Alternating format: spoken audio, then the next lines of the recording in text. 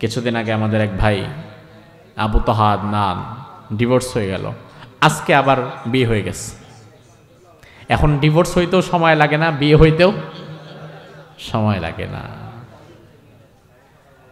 যার সাথে ডিভোর্স হয়েছে তার সাথেই বিয়ে হয়েছে। আবার অনেকে বলছে যে যার সাথে ডিভোর্স হয় তার সাথে কি আবার বিয়ে হওয়া যায়?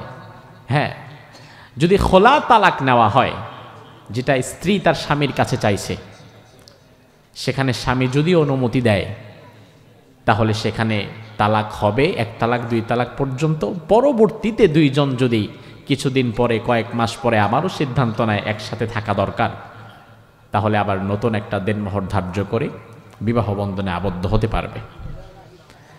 এমন তালাক না এটা যে একবার দিয়ে দেওয়ার পরে নতুন করে আর ফিরে আসতে পারবে না।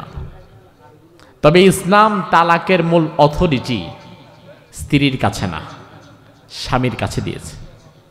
তার কারণ স্বাভাবিকতই নারীদের ধৈর্য সহ্য কিছুটা বেশি না কম? কম। ইসলাম যদি নারীদের কাছে তালাকের অথরিটি দিয়ে দিত, তাইলে সকাল সন্ধ্যায় তালাক হইতো। এই জন্য ইসলাম নারীদের কাছে তালাকের ক্ষমতা দেয় নাই, দিয়েছে পুরুষদের কাছে।